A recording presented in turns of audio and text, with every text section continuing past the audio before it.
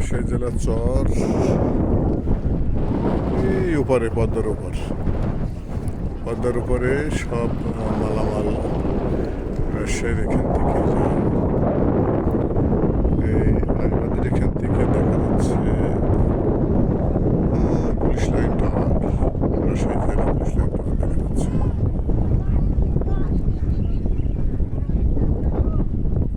আর এই যে নৌকা, এখানে মাল উঠছে আর মাল নামাচ্ছে।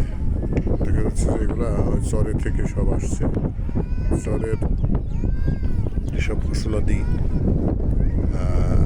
ওখানে হয়েছে সেগুলো সব নিয়ে আসছে বিক্রির জন্য এই নৌকায়। আবার এই নৌকায় চরে যাবে সেগুলা এই যে এখানে দেখা যাচ্ছে। এখানে এগুলো হচ্ছে তেল বলতে হয়তো ডিজেল যাচ্ছে ওখানে। আবার যেসব পাওয়ার টিলার বা চাষাবাদ করার জন্য যেসব ইয়েগুলো লাগে যন্ত্রপাতি চালানোর জন্য সেই সঙ্গে চাউল যাচ্ছে, গ্যাসের সিলিন্ডার যাচ্ছে, ট্রাক চলে যাচ্ছে এইভাবে। এবং এগুলো সব তদারকি করে যে যার মতো নিয়ে যাচ্ছে। এবং এই ঘাট থেকেই সব কিন্তু যাওয়া আসা করছে বর্তমানে রাজশাহীতে। অন্য জায়গা দিয়েও যায় হয়তো, কিন্তু এটাই বেশি।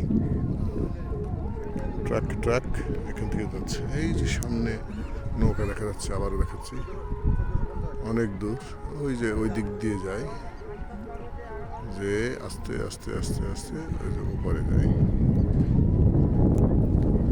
পুরাটাই দেখাচ্ছি।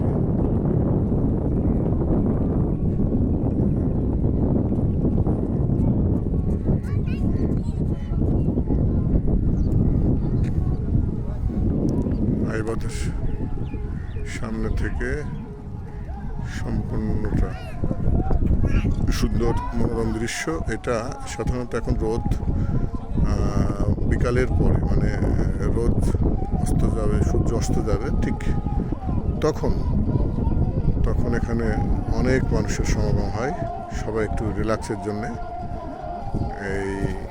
এখানে আইবাদে আসে। খুব সুন্দর।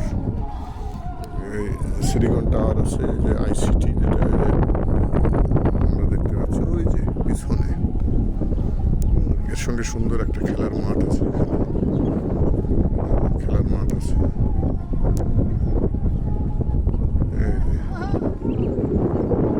এখানে সুন্দর করে প্রাচীর দিয়ে ঘেরা, নেট দিয়ে সুন্দর।